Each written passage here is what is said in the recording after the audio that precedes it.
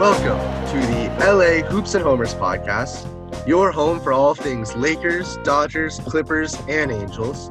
I'm your host, Derek. With me, as always, my co-host, Josh Mitchell. We are excited to talk to you about some LA sports. What are we talking about today, Josh? Today, for episode 5, we're doing things a little bit different. We're going to be talking about the NBA boycotts. We've seen boycotts throughout baseball. We've had some playoff game postponed, baseball players walk out, all amongst the recent events of the Jacob Blake shooting. This is a storyline that's been kind of repeated throughout history, and you're starting to see teams speak out about it. So today we're going to be covering those instances and our thoughts on it. Yeah. So basically what happened is Wednesday morning, the Bucks were supposed to play the Magic. And at game time, the Bucks still had not taken the floor, and the Magic left to go back to their locker room, and it broke that the Bucks had decided that they were not going to play the game as a way to bring awareness to the shooting of Jacob Blake in Kenosha, Wisconsin, a city that is within the, nearby to Milwaukee where they play. So an issue that kind of has some, has a lot of relevance to their team and a lot of people in the NBA. And then following that, the rest of the NBA games on Wednesday, Thursday, and Friday were all boycotted and subsequently postponed until the weekend to kind of try to bring awareness, as well as many baseball players and teams deciding to boycott a game, starting with the Milwaukee Brewers and also the LA Dodgers that night decided not to play their game in San Francisco, backed by Mookie Betts and Clayton Kershaw. So it was definitely a very big sports thing, one of the biggest sports storylines of my lifetime for sure. And I thought it was a really cool way for them to kind of band together and try to take the mind off of sports and something on a lot more important. What are your thoughts? I think for me, my biggest takeaway is that I'm glad to see actual change being done, at least in the NBA per se. At least when I saw this report come out, it just seemed to me like this season was going to be done. My initial belief was that the playoffs would be over. And it's a decision, at least for what I would support. I think there's been a lot of controversy throughout the season with coronavirus. And then you see Ahmaud Arbery get shot, then George Floyd. Players were already hesitant to go to the bubble. You had players like Kyrie Irving speaking out against it. Avery Bradley. Yeah. And now in the bubble, you start to hear backlash. Someone who's been really outspoken is Jaylen Brown on the Celtics. He's been a very big piece of the activism with all this in regards to the NBA. But then also, too, they had a meeting. LeBron and Chris Paul, two of the biggest veterans in the league, two of the most respected players, probably not throughout NBA history, reached out to former President Barack Obama for advice on the situation. And Obama advised them to finish the season, and apparently he played a big influence in why their season resuming. Right. But getting back to it, I'm glad to see that actual changes being done. It's one thing to have Black Lives Matter on the court. They're having slogans like "How many more?" "Enough is enough," change, things like that, vote on the back of their jerseys. But now you're hearing decisions released that all 29 NBA arenas, at least planned for right now, are going to be open for voting. They're trying to have initiatives throughout the league to have every player registered to vote. And that's huge. You see places like Staples Center, that's never happened before in history. Yeah. That's going to definitely open up to communities that may not be accessible or able to vote in the past. I heard that at some of the meals, the team meals, they brought in people to set up to specifically help the players who were not currently registered to vote set themselves up so that they are registered to vote, which I think is a big thing to spread awareness within the NBA and from everyone else. And from what I understand, the decision to continue the season was made so that they can continue being in front of the camera, in front of the microphone, and continue using their platform that they've built up to make a change. Whereas the belief was maybe if they left and stopped playing, the story would kind of fade away. But if they're still there after every game, they can still talk about their the changes they want to see and all that stuff. And I think overall that is a big win and a good decision by the NBA and the Players Association. Yeah, and even we're recording this on Saturday, and we've already seen the playoffs resume now. And you're seeing a lot during the timeouts, halftime, all these sorts of incidents. You're seeing commercials being branded not towards just basketball now, but towards a much bigger picture. Right. To constantly get that awareness, I really think as someone that lives in America, regardless of who you believe should be running this country, you should definitely be out there voting, Yeah. getting the voter representation out. And something too that surprised me is that we saw this throughout baseball too. Yeah. Basketball typically is more social justice oriented, but now baseball, some And it players, happened right away yeah, happened too. immediately with the Mets. There's some more interesting controversy, but I believe it's at least the start of bringing more awareness. You've seen teams walk out after they do the national anthem, warm up. They put a shirt, Black Lives Matter, on home plate, and then just Yeah, I walk. thought that was really powerful. Yeah, Yeah.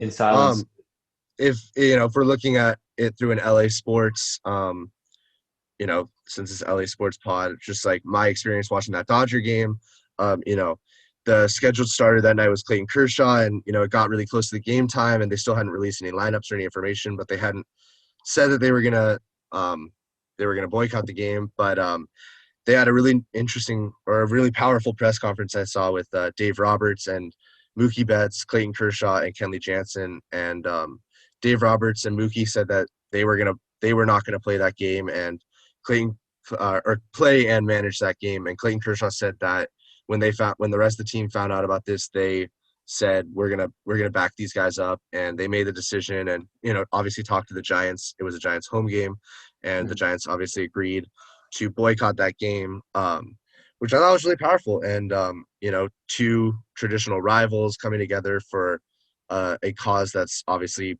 way more important than baseball. So I was really proud as a Dodger fan and an LA sports fan to see the players take a stance like that. And from the Angels' perspective, I saw an image that was really powerful. Was before the first pitch, there was the Seattle Mariners and the Angels locked in arms facing the flag towards the outfield. And it's center field grass, and I think that just brings up the message of unity. You look at two different teams in two different jerseys about to compete, locked in arms with the same belief. And I guess we can kind of transition. I do want to talk about Doc Rivers' comments because I feel like he's been on the national stage a lot recently. Yeah, go ahead. But before we do that, we can talk about Jackie Robinson because Absolutely. Jackie Robinson Day. One of my favorite days of the year. Sorry, what did you say? I said postponed because of coronavirus. Yep. They had it now, wearing 42 on their jerseys. Jackie Robinson, as you know, played on the Brooklyn Dodgers. For those of you that don't, Hall of Famer, incredible second baseman, someone who overcame incredible adversity in the times of the 1940s. This is prior to the Civil Rights Movement. And just his accomplishments, you think about the amount of pressure he had on a day-to-day basis. Baseball, a sport where if you fail 70% of the time you get on base with 300 batting average, you're great. He managed to overcome the adversity, the constant mocking, the injuries, being thrown at by players. Teams targeting him, yeah. Yeah, exactly. It's just incredible what he was able to do. Yeah, Jackie Robinson Day is always one of my favorite days of the year. Just, seeing all the fanfare and all the celebration of, probably if not just baseball, maybe all of sports' biggest, most important icon, to break that that color barrier and, allow more people to get into a game that everyone loves to watch. So, I feel a huge sense of awe or pride just looking at these guys all wearing number 42. I think it's such a cool day. And so I'm really glad that, even though it was, it's usually April 15th, even though it was pushed back due to coronavirus, we still see it happen. And we saw teams do it all weekend instead of just the normal one day. They're wearing it all weekend. Other things are being done, to complete or to show awareness. Money's being donated, and players are doing their own things to set up awareness through social media, through fundraisers. I think Gavin Lux, young player on the Dodgers, he is from Kenosha, Wisconsin. So he said, had some very personal thoughts about it, Mm-hmm. obviously. And he said he's setting up a GoFundMe or some sort of Oh, fundraiser nice.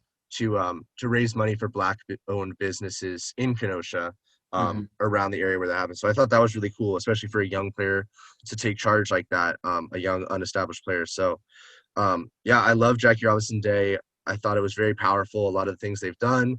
And, I thought, it's kind of a coincidence that this all happened. And, also unfortunately coincided with the death of the young actor Chadwick Boseman, Mm-hmm. who portrayed Jackie Robinson And really, 42. really Great amazingly movie. in the movie 42. Recommend Probably my everybody favorite check that sports one movie of out. all time. Yeah. I mean, yeah, I thought he was incredible in that. And, I mean, rest in peace to him. And it's just such a it's been a tough couple of days for sure. Mm-hmm. Um, yeah, Lots to take in there. yeah, Um, but yeah, going back to the NBA, talking about Doc Rivers, he's been on CNN and MSNBC. With one of the interviews he had post game, he was, I'd say, tearing up in a lot of pain. yeah, He talked about his experiences, saying that he should just be a coach. He shouldn't have to do all this in his free time. The struggle as a black man. It was very emotional. I think it was around 3 minutes long, just talking about his experiences. And I was wondering what your thoughts were on it, Derek. yeah. I mean, we see, Doc Rivers had some comments. Obviously, LeBron, who's always very outspoken. The one that I saw that hit me really hard and brought me to tears was the Dominic Smith Oh, Dominic video Smith, yeah. from the Mets. And he just broke down into tears when I talking mean, about it that. was so powerful, so moving. You could just see all the anguish on his face, and just seeing what some people have to go through, even once they get to a position of sustainability, and he's obviously you know a famous person. Just Mm-hmm. to see the pain in his eyes was really really difficult to watch. So yeah, I mean, I encourage people to go look at these videos and see what they can do to try to make a difference, because it's definitely hard to watch for sure. Mm-hmm. And it makes me want to learn more, educate myself, and Yeah, for sure. see what I can do better. Mhm. And I thought it was at least neat to see Bill Russell talking about, because he walked out on a playoff game, or a Mm, game, I should say, back in 1961. For those of you that don't know, I don't know if this is a fair comparison, but he's kind of baseball's Jackie Robinson. He was someone that coming in the league, one of the very first black players that found success, the target of a lot of racism in Boston, who he had to go through. So seeing him speak up about it, applauding the players, was something nice. Something else that we saw this weekend was Kenny Smith on the set of yeah, the NBA, walking off. He was clearly in pain, in tears almost, too, as he walked out. So very, I'd say, emotional 3-4 days. yeah. There was another one by Robert Ory, when he was doing the Spectrum Sportsnet. Um, I forget if it was a pregame, or I mean, it was just one of those broadcasts they had in place of the game, talking about you know his life and his young sons, and having to deal with just the amount of injustice in the world. So I mean, that was another really tough one to watch. But I Mhm. think that all these people sharing their stories, I would hope that those stories are really heard and felt by people of all ages and all Mhm. genders and ethnicities and creeds. And we see that this is it's not really a political issue, but just a human issue. And Yeah.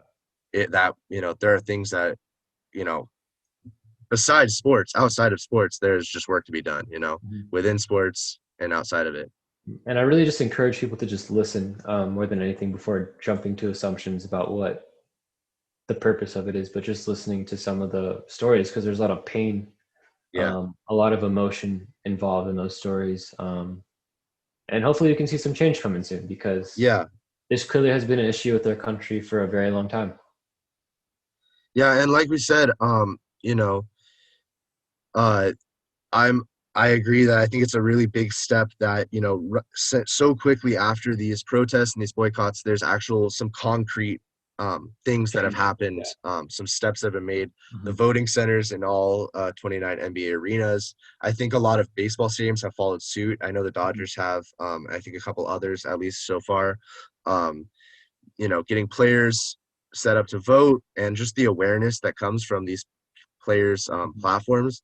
I think those are some huge steps that can be taken. I hope that in the coming days we continue to hear more concrete plans on what to do, or not what to do, but next steps to take. Um, and I think that I mean this is one of the biggest sports stories in a long time. Just guys refusing to play Mhm. because they felt that there was this was not a time for sports, Yeah, which I really respect.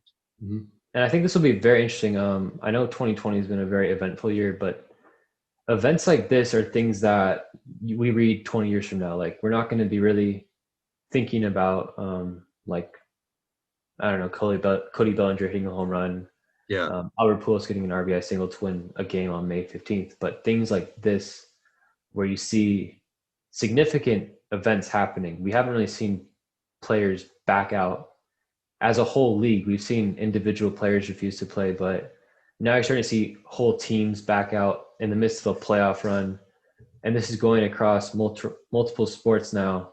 yeah, I believe this is definitely something where you're going to be able to look back as one form of activism seen that hasn't been seen in the past.